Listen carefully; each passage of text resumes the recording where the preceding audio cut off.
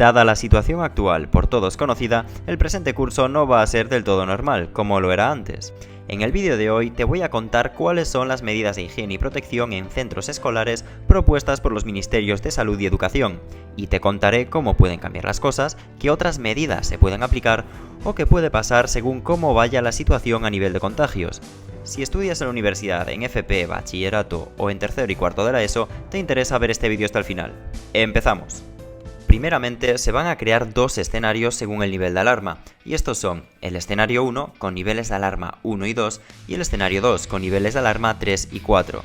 En función de cómo avance la situación en tu provincia o comunidad y de cómo avance la vacunación, las medidas van a ser en el escenario 1 más relajadas y en el escenario 2 más estrictas.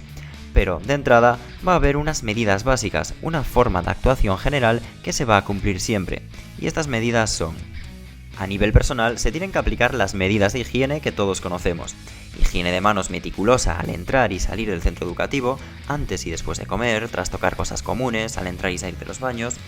También evitar tocarse la nariz, toser o estornudar contra el codo flexionado, usar pañuelos desechables y usar mascarilla sigue siendo obligatorio, aunque ya te hayas vacunado. En cuanto a los centros educativos, van a permanecer abiertos todo el curso, para al menos garantizar el servicio de comedor y de apoyo para aquellos alumnos con dificultades académicas. Los centros tienen normas de limpieza y ventilación más estrictas que antes de la pandemia. Dentro y fuera del aula hay que mantener una distancia de 1,5 metros y usar la mascarilla aunque se esté cumpliendo con la distancia de seguridad. Se establecen medidas diferentes según los rangos de edad de los alumnos. Como ya dije, estoy hablando de las medidas que afectan a los estudiantes de tercero de la ESO en adelante, porque la mayoría de mis oyentes os encontráis en ese rango. Dentro del aula se crean los GCE, grupos de convivencia estable, y estos son grupos de alumnos incluyendo a su tutor o tutora, que entre ellos no es necesario que mantengan estrictamente la distancia de seguridad, pero en cambio se evita que se mezclen con alumnos de diferentes grupos.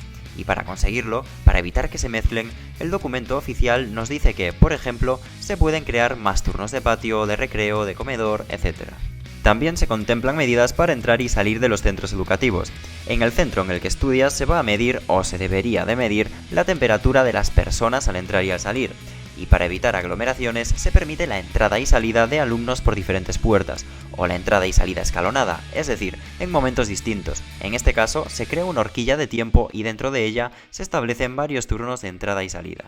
Para evitar que los alumnos se junten y se apelotonen en los pasillos, se reduce el desplazamiento de los grupos dentro del centro.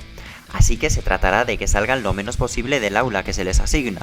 Para ello, en el caso de asignaturas que se imparten en un aula concreta, por ejemplo, tecnología en el aula de tecnología y música en el aula de música, lo normal es que los alumnos se desplacen hasta esas aulas para asistir a las clases. Sin embargo, ahora, en la medida de lo posible, se va a tratar de que sea el profe o la profe quien se desplace hasta el aula de cada grupo para impartir la clase. Se van a evitar las asambleas y reuniones presenciales, en su lugar se van a hacer en línea. Los eventos deportivos, siempre que sea posible, se harán al aire libre, y la comunicación con la familia de los alumnos va a ser telemática, así que si eres menor de edad y sueles liarla en clase, por lo menos este año tus padres se van a ahorrar viajes al colegio. Y hablando de viajes, veamos lo que se dice sobre el transporte a la escuela. En el documento se recomienda, si es posible, ir a pie o en bici para evitar compartir espacios cerrados.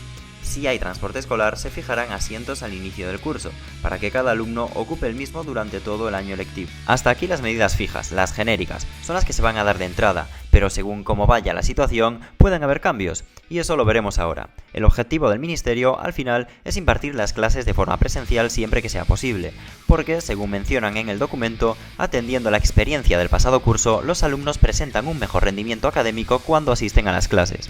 Y además, mencionan también que el no asistir puede dar lugar a consecuencias sociales y emocionales. Por eso, el objetivo de estas medidas, aparte de garantizar la seguridad, es tratar de garantizar las clases presenciales.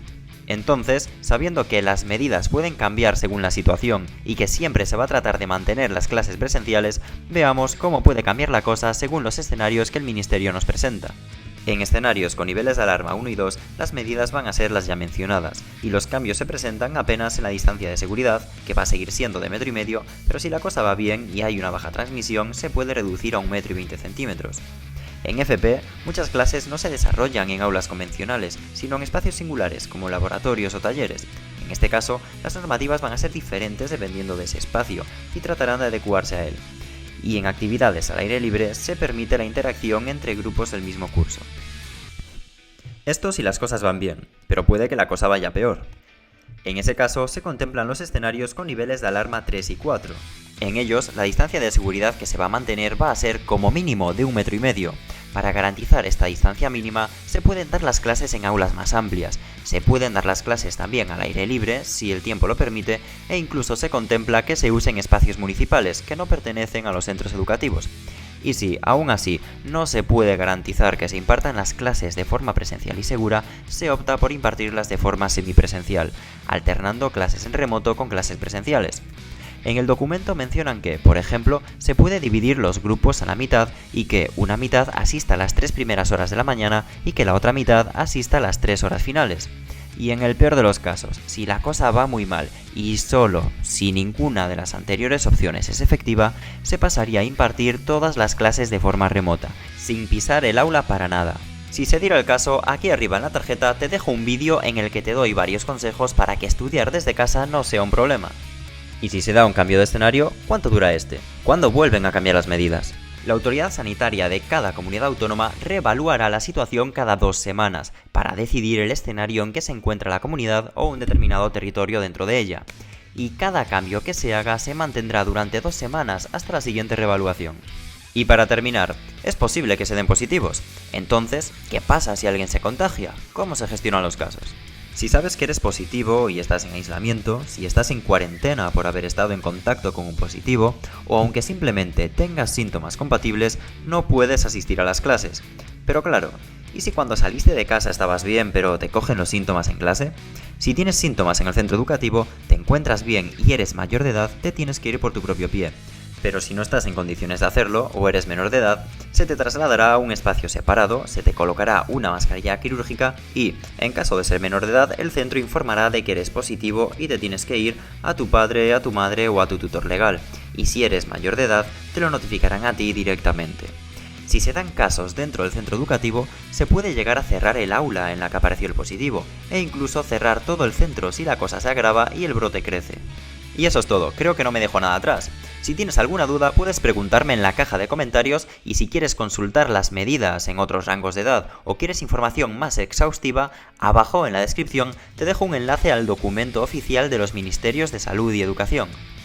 Y ya sabes, si se diera el peor de los casos, recuerda que puedes ver el vídeo en el que te doy consejos para estudiar desde casa y hacerlo bien. Si te resultó útil este vídeo, compártelo con tus amigos, compañeros de clase, familia, con todas las personas que creas que lo pueden necesitar. Hoy me centré en cómo la situación actual puede afectar al desarrollo del curso y a la vuelta a las clases, pero en el próximo vídeo te voy a dar una serie de consejos para empezar el curso con buen pie.